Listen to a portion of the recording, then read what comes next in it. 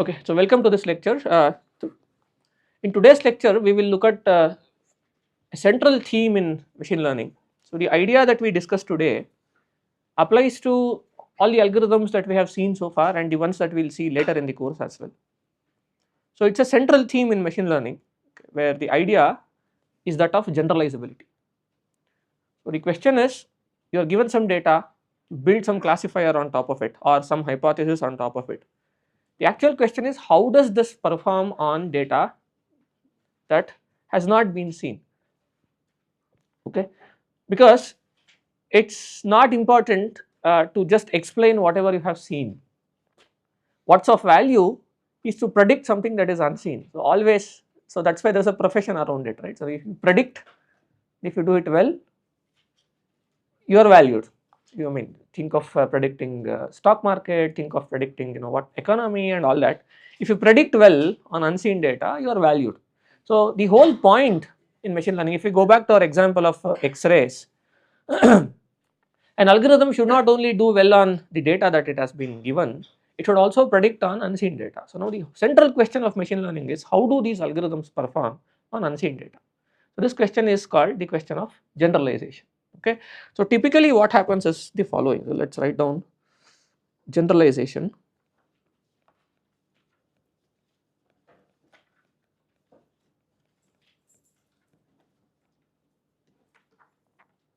Typically we are given data which are, see, we assume that we are solving the problem of classification or supervised learning, supervised learning, and these ideas are can be extended to unsupervised learning as well, same ideas. So we are given n data point that are sampled IID from an unknown distribution. This is our starting point, right? And what do? We find a hypothesis by solving the problem of risk minimization. So we want to minimize the uh, expected loss function, whatever loss function that we defined.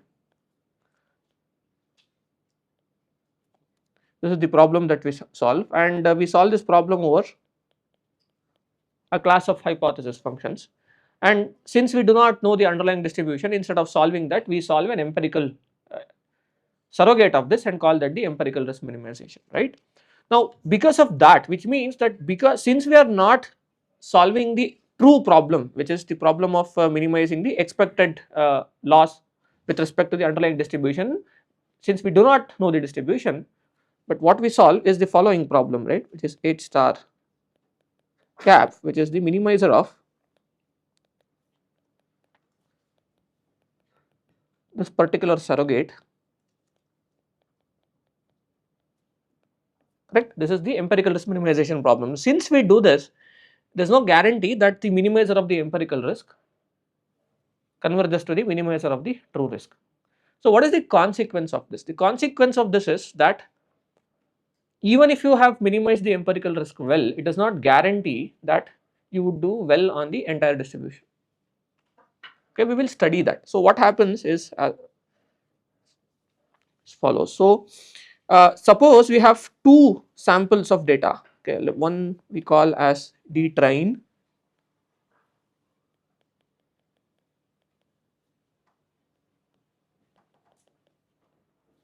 is drawn IID from Px, Pxy, and there is another sample of data xi dash yi dash.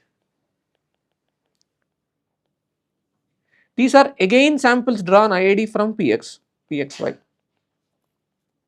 Okay, so what are we doing here? We construct two samples of data sets, okay, which are, you just sample two different sets of data from the same underlying distribution. Call one the training data set, call the other the test data set. Okay, now perform ERM on D train,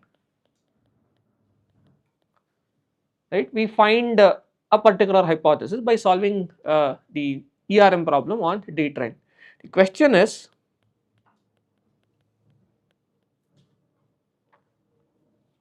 D train to obtain, let's say H star cap x. The question is, how would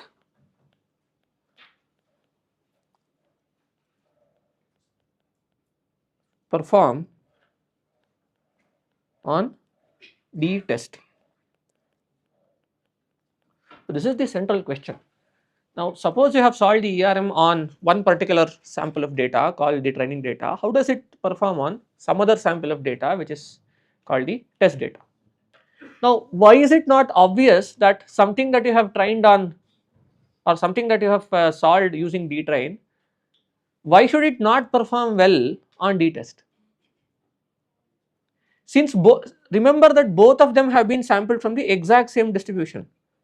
While both these data sets are coming from the exact same distribution, why is it the case that the solution for ERM on one particular sample of data should not perform well on the other sample of data?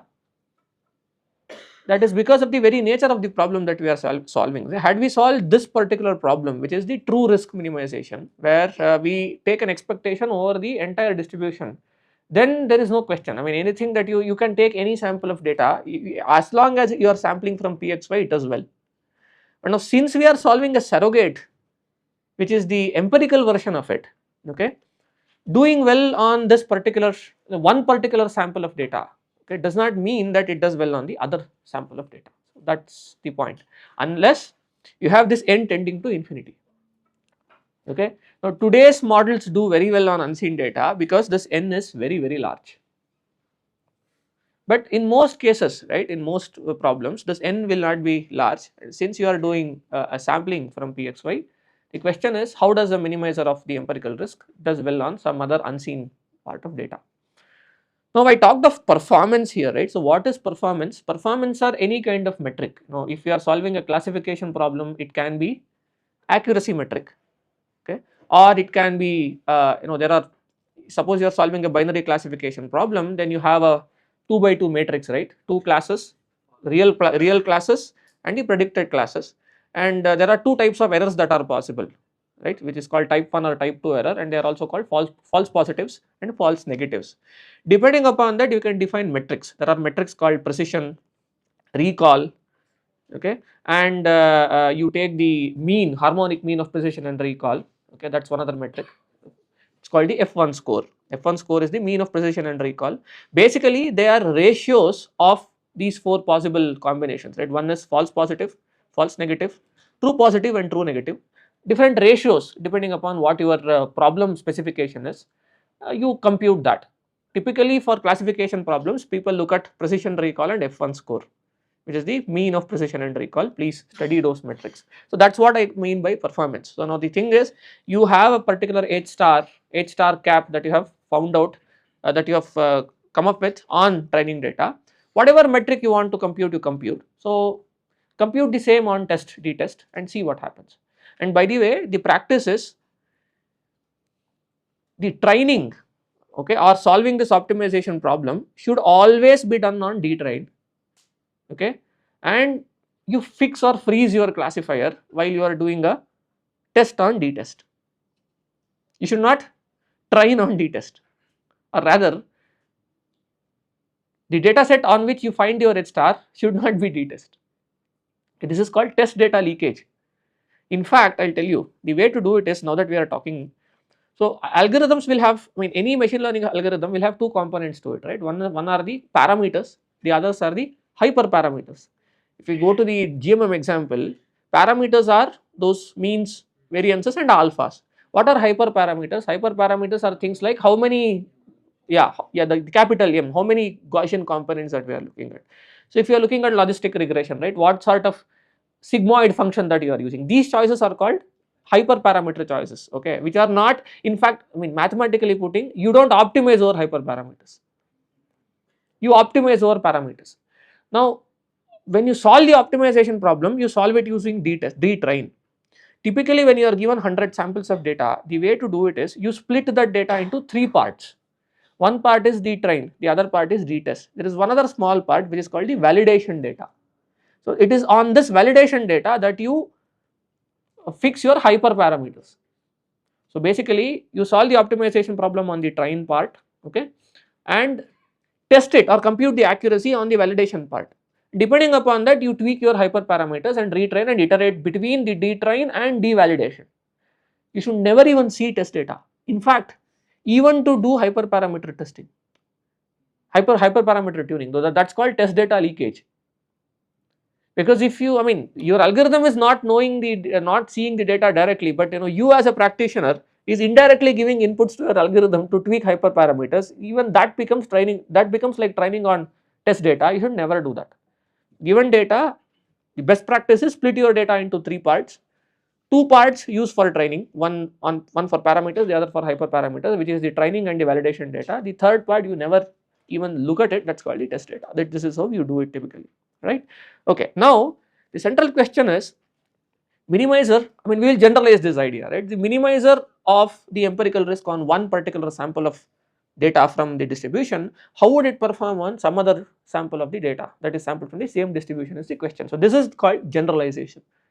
The ability of the minimizer of an empirical risk to perform well on unseen data, well according to, when I say well, it is according to any performance metric that you have defined on the other sample of the underlying distribution, is what is called as the generalizability of the algorithm.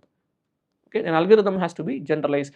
Note that we are not even talking of non-IID data here. We are saying the data is still IID, the data is still sampled from the same underlying distribution, but we have 2 samples of data sets sampled from the exact same distribution. Now how does it perform on 2 different instances is the question.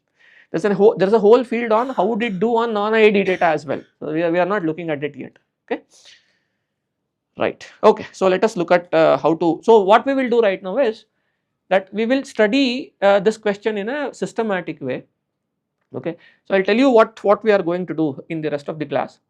We will look at the problem of risk minimization, the true risk minimization, and decompose, okay, the true risk into 2 parts. One part is called the bias, the other part is called the variance. And we will see when you solve the problem of empirical risk minimization, how would these 2 parts of the errors behave. Okay, and I will do this for the particular case of squared error loss. Okay, and this sort of a result can be derived for any kind of loss function, but I will do it only for the squared error loss in this particular class.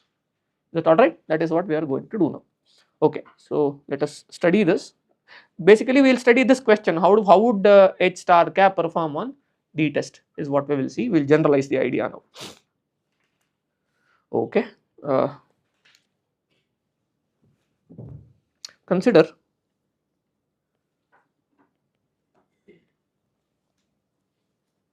a loss function L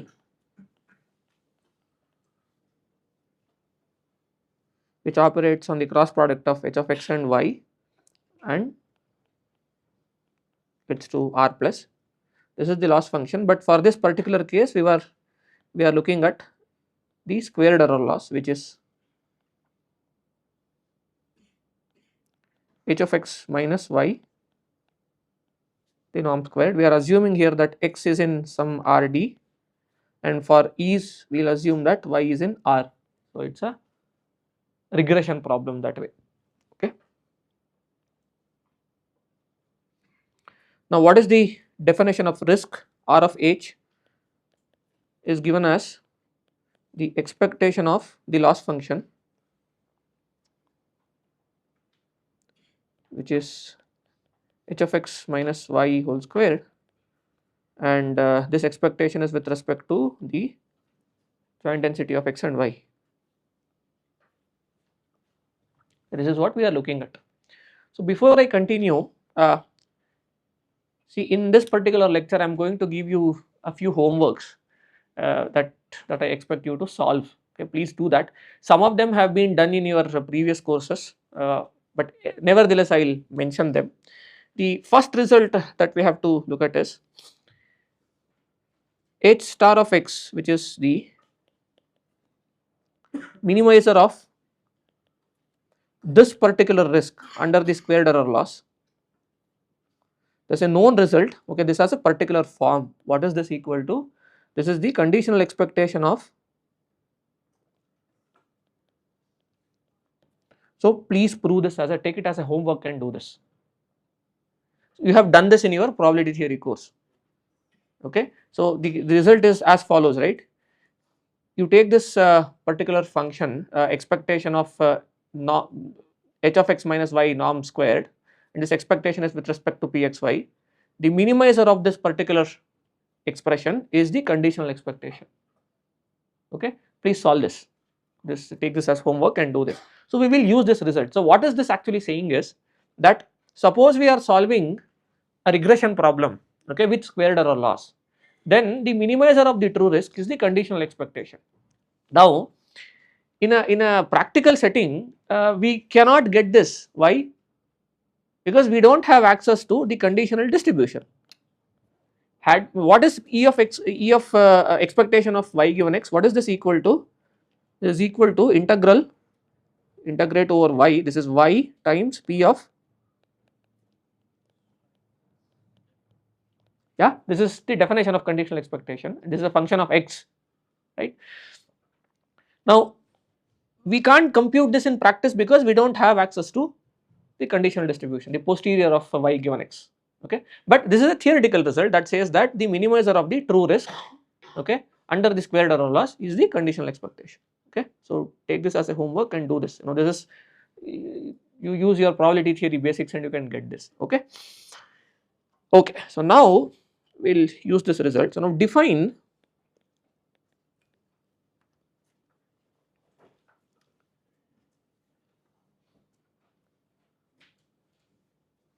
hd of x to be a hypothesis or classifier learned using a data set D.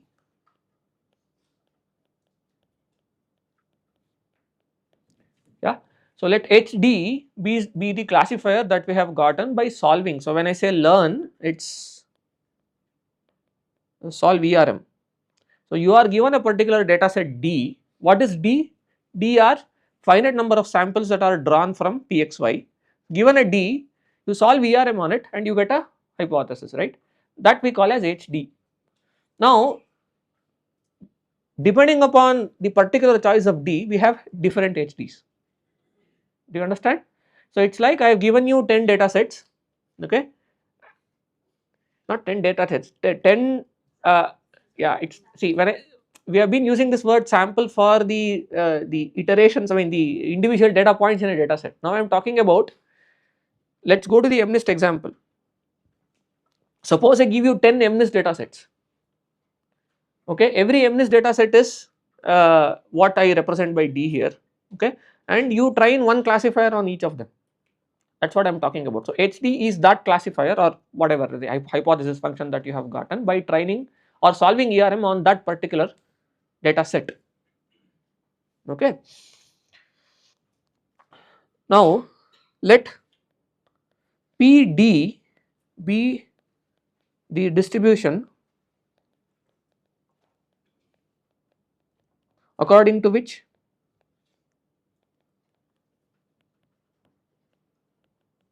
we sample a data set from PXY.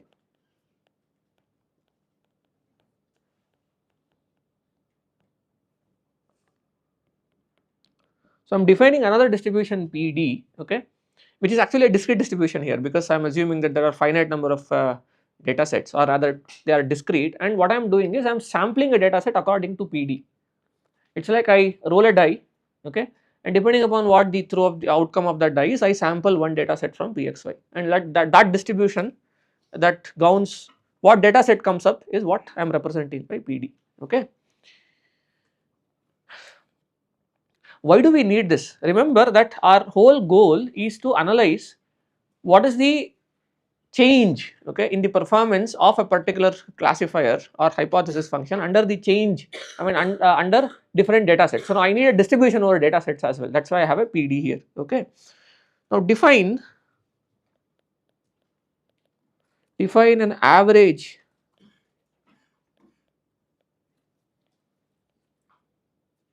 hypothesis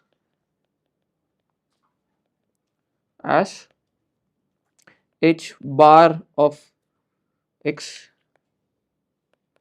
which is simply the expectation of HD of x where the expectation is with respect to PD. Now what is this? I am designing, I am getting one classifier per data set, okay. Suppose I average all those classifiers, I get one classifier which is called the average classifier. Now what does this even mean? Okay, I'll give you a sort of, see, mathematically this is well defined because we have a distribution PD, we have a hypothesis HD, and we can define expectation very easily. But intuitively what is this? So let's say that our classes of classifiers that we are considering are linear classifiers, right? Now I have 10 linear classifiers, all of them are defined using one uh, slope component, right? All lines are theta transpose D. Now think of this average classifier as the one that you have gotten by taking an average of all these slope vectors of these 10 classifiers. Got it? Okay. So now this is what I call by the average classifier. Mathematically it's a very well defined object, right? I mean it's just the expectation of this HD over PD. Did you get this idea what an average classifier is? Okay. So we need this. So just a doubt, the capital T is changing for different hypothesis function, or is it same or we are changing initializing it? Capital, the question is, does capital D change for different hypothesis function? Yes. In fact, you get new hypothesis with a D. You get one data set, solve VRM, you get one hypothesis. You take another data set, you solve VRM, you get another hypothesis. But please note that when I say one data set, other data set, I am not talking about MNS, CFAR and all that. I am talking about data sets sampled from the same underlying distribution. Okay. All this, what is the question? All the data sets are? Oh yeah. See, that is okay. That is what happens in practice. See, in practice you won't get 10 data sets. Whatever analysis that we are doing is the theoretical way of looking at it, in the sense that you call it train, you call it test, doesn't matter. All I am saying is, see, in practice nobody will give you 10 data sets. People will give you one data set with, let's say, 1000 samples. You have to split it into train and test data sets. That's what you do it pragmatically. But theoretically speaking, we are assuming that we have access to a lot of data sets. Okay, the question is, given that I have trained on one particular data set, how does it perform on the other unseen? That's it. So from that angle, it can be train and test. But I am not talking about only two here. And I am looking at theory, I am not talking about two, I am talking about multiple possible data sets which are sampled according to a distribution PD.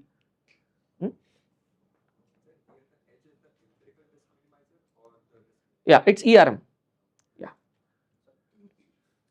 PD is the distribution of a particular symbol. PD is the probability with which we sample a data set from PXY.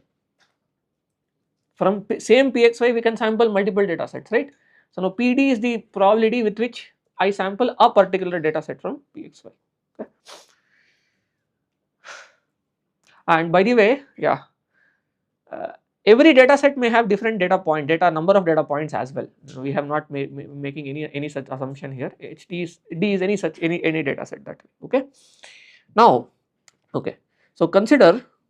Also, no conditions of minimum number of data sets. Come again? No criteria of the minimum. Nothing. So this is all. Now we have made no assumption on anything, right? So consider average risk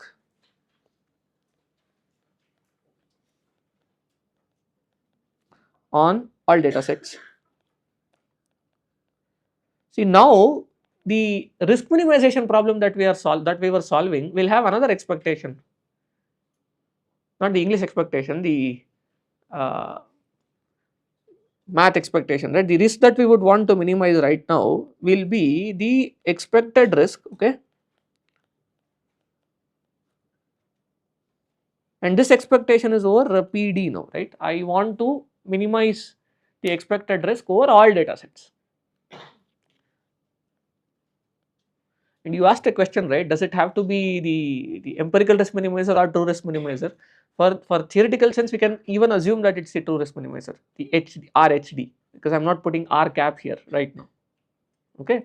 So what we want to minimize is the expected risk over all possible data sets. That is what I want to do, correct? Now let us look at this. This is equal to the expectation over PD. So I will just switch the notations from distributions to densities, okay. uh, this is, and what is the definition of risk? The definition of risk is Pxy, and we have Hdx minus y whole square. Yeah, this is the definition of the risk. So let us do some algebraic manipulations here. So PD expectation over Pxy,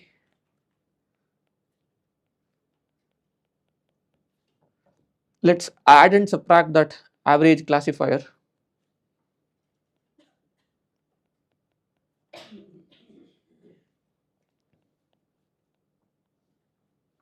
See, this trick of adding and subtracting a particular hypothesis is a usual algebraic trick that is used in a lot of probability theory results. In fact, I asked you to prove that previous result as well. That also goes like this. So you'll have to add and subtract that and then show some of the expectations go to 0. So let's use the other algebra, and this will be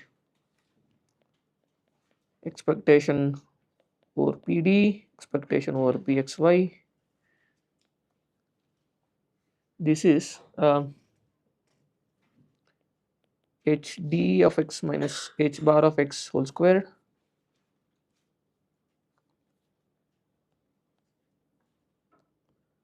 plus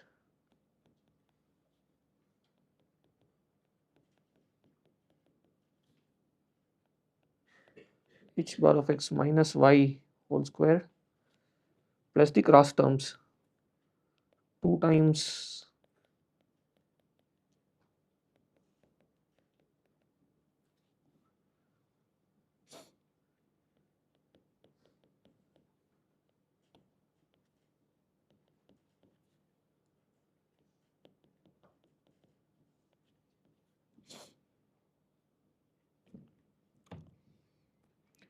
okay. Now this cross term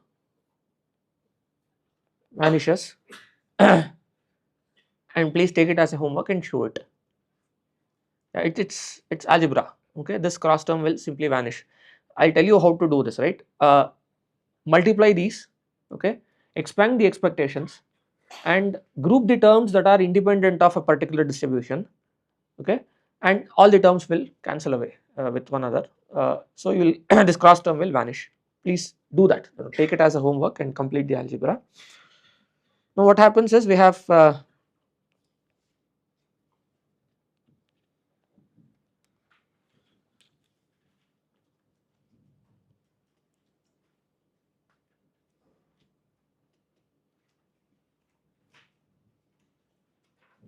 two terms now. RH is equal to expectation is PD, this is with respect to Pxy,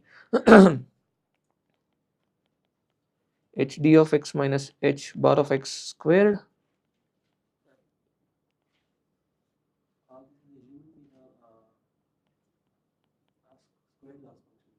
yeah h bar of x minus y whole squared. Okay. Now here in the second term, right, I dropped expectation over PD. Why? Because this is independent of the data set. Is h bar of x independent of PD? Why? Because we have integrated it out.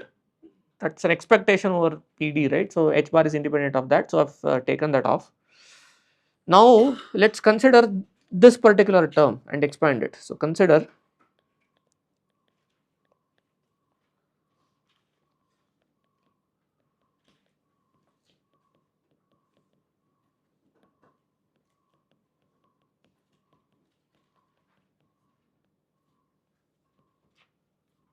okay, expand this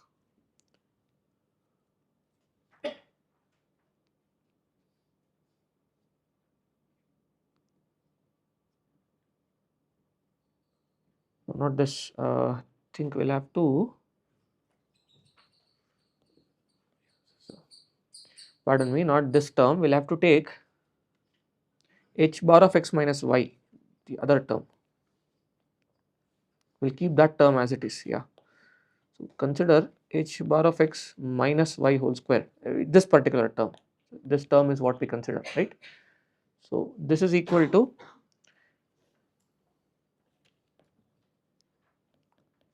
the expectation of pxy. Now the same trick, adding and subtracting. What do we add and subtract? We add and subtract h star of x. What is h star of x? Minimizer of true risk. Yeah, minimizer of true risk. True risk.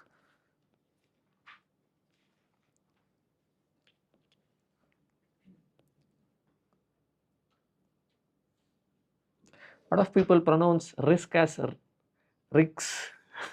Yeah. This we expand this expectation pxy. Please check the terms as I am writing. H star of x minus y whole squared plus expectation of h bar x minus h star x whole squared and the cross term. Is it correct? Please. H bar of x minus h star of x times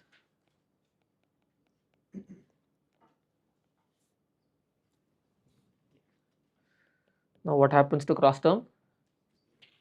It will vanish.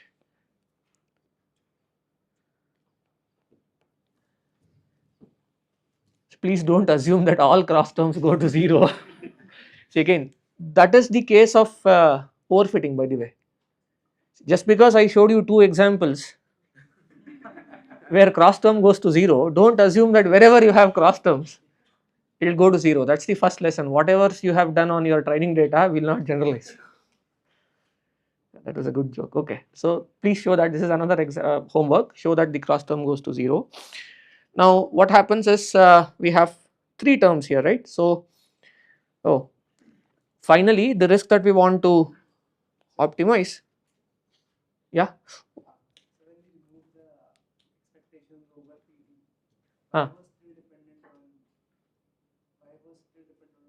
No. Once you have sampled a particular data set, it doesn't depend on that, right? Y is the random variable that you have. Once you have sampled, it's independent of D. So now finally, collating all of the terms, we have R of H that we want to minimize. It will have three terms. There is an expectation of h bar of x minus h star of x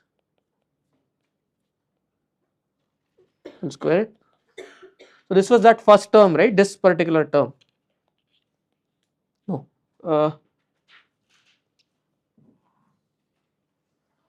Yeah. What was that first term? Can you tell me? This is hd minus h bar. hd minus h bar, and yeah, this was the first term, correct? And what's the second term now? The second term is expectation of h bar of x. Yeah, this is with respect to pxy. This is h star of x minus, yeah, this is respect to pxy. And what was the third term? There was third term also, right? Which was h star of x minus y, and this expectation is with respect to, okay, yeah. So this is the result. This is the most important result in the entire course actually, right? So the risk, the true risk can be decomposed into three terms. Okay, there's a squared here. Okay, yeah, here also.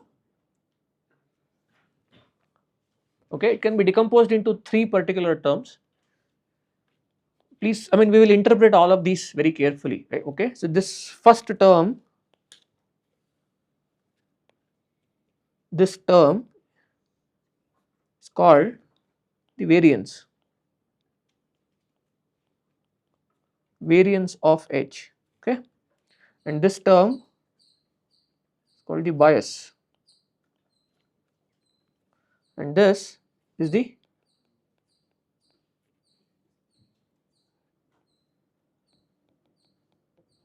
want to call it noise or whatever, right? Okay, so let us interpret all three very carefully. Okay, look at the third term first.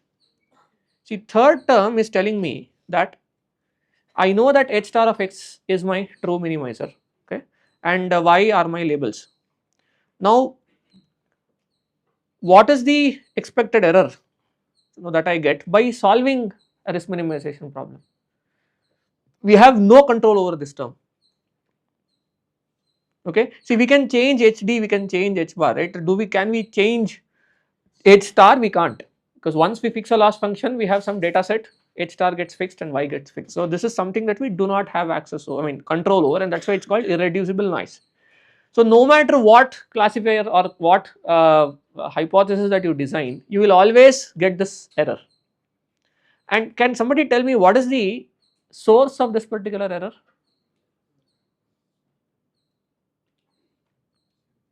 See, let's go back to our X-ray example. What is the source of this particular error? What can be the source of this particular error? Exactly. So it's the label noise. Okay, we don't have control over it. This is also called the label noise.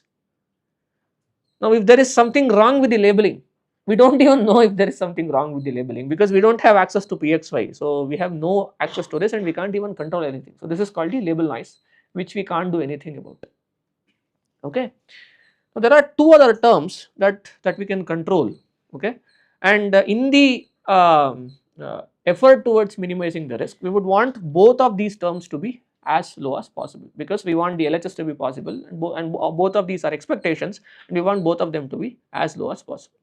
Okay, so let us look at both these terms and analyze them very carefully.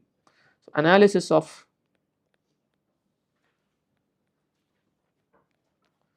bias and variance.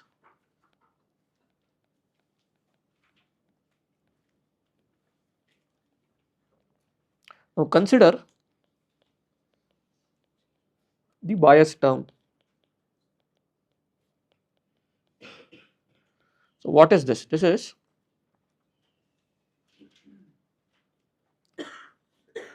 H bar X minus H star of X. Okay.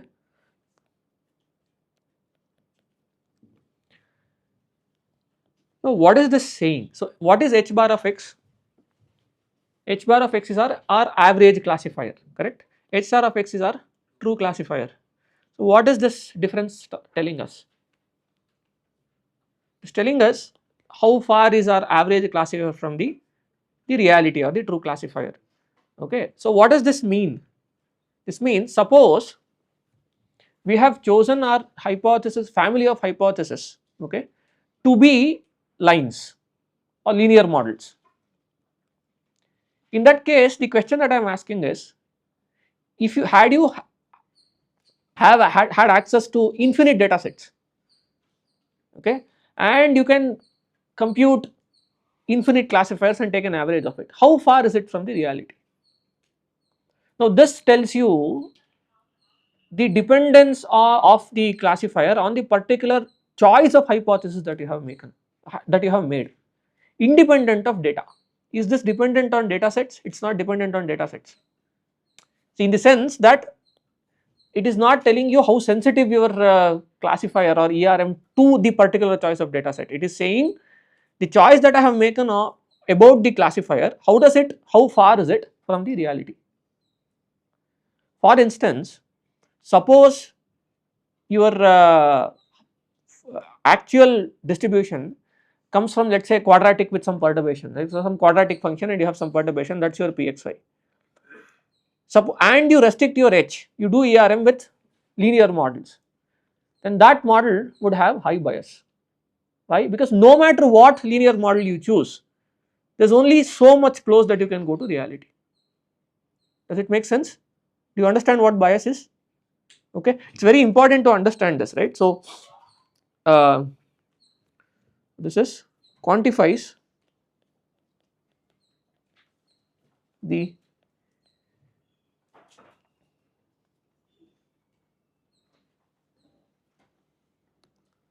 effect of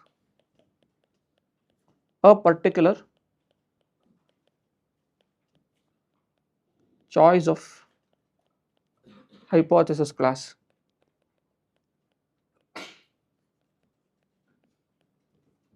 This is what it does.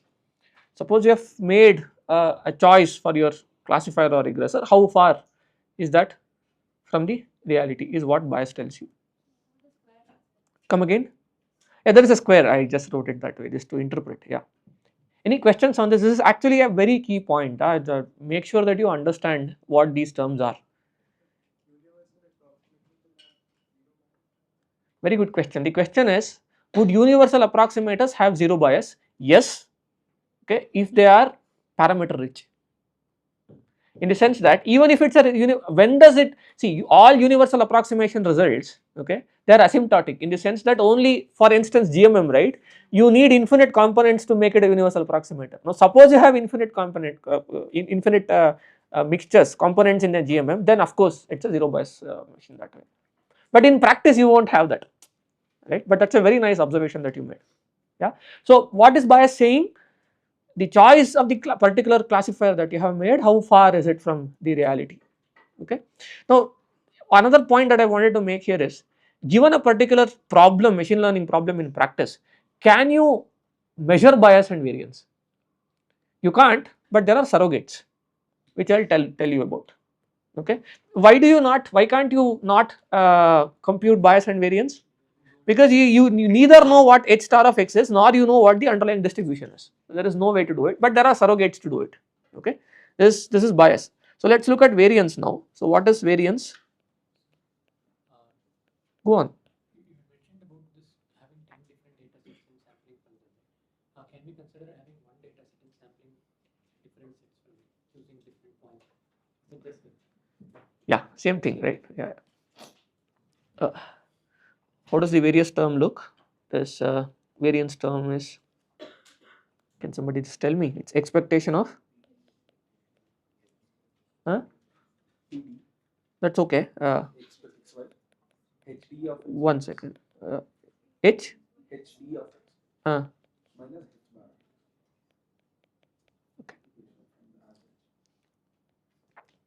okay. See here, this is the variance term, okay. Now note that variance is independent of the reality. It does not have H star in it, okay. Now what is this measuring? See, this is measuring the sensitivity of your classifier to the change in data sets. I change one data set from the other, right? How does my minimizer HD, okay, change if I change a particular data set? How does it deviate from the average classifier? Measures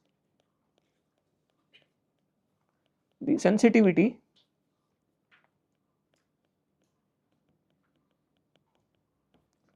of the hypothesis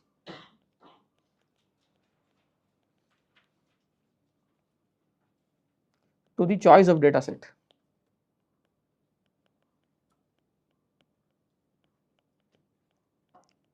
See, it does not care what my reality is. All that this is asking is, suppose I change from one data set to the other, how does my classifier change? Okay. Now you know why both of these have to be low. See, I want my classifier HD, it has to be close to the reality, the true risk minimizer, and it should be not sensitive to the choice of data set that I make. Do you understand now? So I mean algebra tells us that this will happen, I mean the risk will be minimized only when both of these are made simultaneously small, as low as possible. But in small sample cases, there is a sort of trade off between it, and this is what is called the bias variance dilemma or trade off or whatever. will look into that. That happens with only small pragmatic small models. If you have infinite samples and a large capacity hypothesis, then both bias and variances can be simultaneously made small, and that is exactly what is happening in today's Gen AI methodologies, because you have very large models with a huge number of data. Okay. But anyway, typically in small sample cases, if one is try to made lower, the other would be higher. We will see how it is. Okay. But did you understand the idea of bias and variance? Any questions on this? This is very important. Bias studies how far the learned classifier is from the reality. Variance studies how sensitive is the learned hypothesis to the change in data sets. Any questions on this? Okay. Now let us look at what happens in practice, when we are trying to minimize, do an ERM and try to minimize the risk. What happens in practice, specifically in small sample cases. Okay, let us take an example and see how it happens. And I am reiterating here, all the analysis that I am doing right now is for the squared error loss case, and exact same analysis can be done for any other loss function. Okay, the algebra changes, of course, the algebra changes, but it can be done. We will stop here and continue in the next lecture.